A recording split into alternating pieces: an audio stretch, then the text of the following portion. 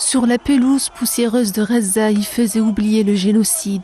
Ballon au pied, sourire au visage, on l'appelait le Pelé palestinien. Aujourd'hui, ses crampons sont immobiles, laissant la pelouse vide.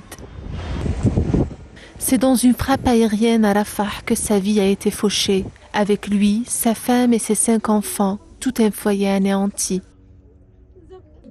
Il représentait tout pour moi, tout. Ce souvenir porte en lui l'empreinte de Souleymane le martyr, l'empreinte de l'être cher, l'empreinte du héros qui est allé chercher de la nourriture pour ses enfants et qui est tombé en martyr. C'est ce qu'il a laissé de plus précieux. Il s'entraînait tous les jours sans jamais s'arrêter, même pendant la guerre. Au milieu des roquettes, des bombardements et du génocide, il allait jouer, il réunissait ses amis et ses proches pour jouer avec eux.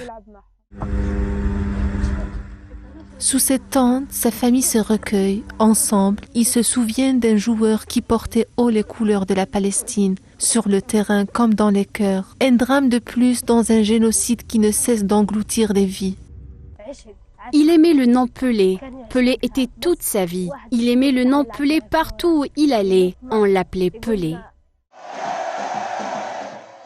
Auteur de buts magnifiques, il faisait toujours la joie des supporters palestiniens, notamment ceux du club Al-Shattee. Ses amis, ses fans se souviennent d'un buteur hors pair, mais surtout d'une fierté de tout un peuple. La disparition de Souleymane a été un choc pour la famille du sport et plus particulièrement pour celle du football, car Souleymane était l'un de ces rares talents qui ne se reproduiront jamais dans les stades palestiniens.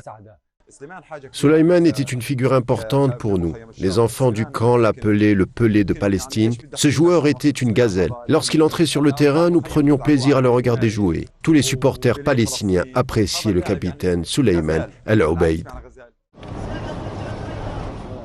À Gaza, dans le chaos du génocide, le sport devient une tragédie. Mercredi, Souleymane Al-Ubaid a perdu la vie alors qu'il attendait de l'aide humanitaire, comme tant d'autres civils pris au piège. L'Union européenne de football lui a fait ses adieux sur les réseaux, sans un mot sur les circonstances de sa mort. Sur Instagram, l'ancien footballeur international français Eric Cantona n'a pas mâché ses mots après cette tragédie. Israël vient de tuer Souleymane Al-Ubaid alors qu'il attendait de l'aide à Rafah.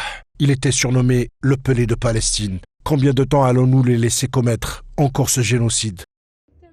Mais à Gaza, personne n'oubliera comment le Pelé palestinien est tombé. Pas sur un terrain, mais en allant chercher de quoi survivre.